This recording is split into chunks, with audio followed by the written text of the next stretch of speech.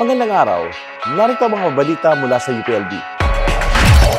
Industry partners, hindi kaya na makilahok sa dunong program. Hashtag Scam Alert Roadshow ng Rappler, ginanap sa DevCom UPLB. UPLB, pinarangalan sa Equate Awards. Inimbita ng UPLB ang iba't ibang sektor na maging katuwang nito para sa dunong program kagabi, April 3. Ang dunong program o DepEd Laguna UPLB, Nurturing Opportunities for the Next Generation Towards Ending Learning Poverty in the Philippines, ay naglalayong tugunan ang kahirapan sa pagtuto o learning poverty na nararanasan ng mga Pilipino mag-aaral. Sa isang pag-aaral ng World Bank, natuklasang 91% o siyam na 10 grade 5 students ang nahihirapan o hindi pa nakakabasa. Dahil dito ay inilunsad ang UPLB at DepEd Laguna ang dunong upang magsagawa ng reading remediation, nutrition intervention at teacher training sa ilang elementary schools sa Laguna. Sa dunong Partners Night, binuksan ng UPLB ang imbitasyon sa mga piling kumpanya na makianib sa layunin ng dunong na wakasan ang education crisis na ito sa bansa.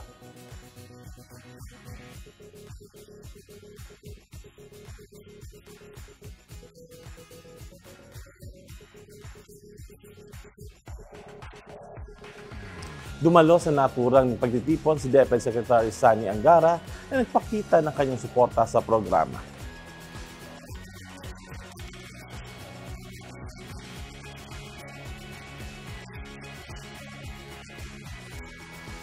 Inaasahang mas mapapaigting pa ng mga partnerships sa pagpapatupad ng dunong program upang maipagpatuloy ito at mas maraming mag-aaral pa ang matulungan nito.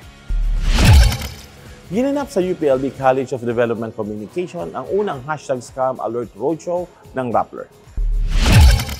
Tampok sa roadshow noong March 28 ang isang public forum at ilang mga workshop na naglalayong magturo at magbahagi ng impormasyon ukol sa mga kumakalat na scam o panloloko sa social media.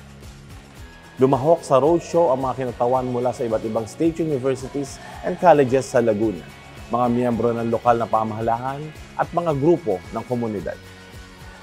Maliban sa UPLB DevCom, katuwang din ng Rappler ang Anti-Disinformation Coalition na FACTS, First PH, ang Cybercrime Investigation and Coordinating Center o CICC at ang Department of Interior and Local Government ng Region 4A. Nakatanggap ang UPLB ng parangal mula sa Commission on Higher Education o CHED sa ginanap na Excellence in Quality Assurance in Teacher Education o Equate Awards noong April 2 sa Manila Hotel. Iginawa ng parangal bilang pagkilala sa pagkamit ng UPLB sa pinakamataas na pamantayan ng pre-service teacher education programs at pagsunod sa standards ng CHED. Ito ay sa pamamagitan ng kursong BS Math and Science Teaching. Kinilala rin ng CHED ang matagumpay na program accreditation ng UPLB at ang mahusay na performance nito sa Board Licensure Examination for Professional Teachers.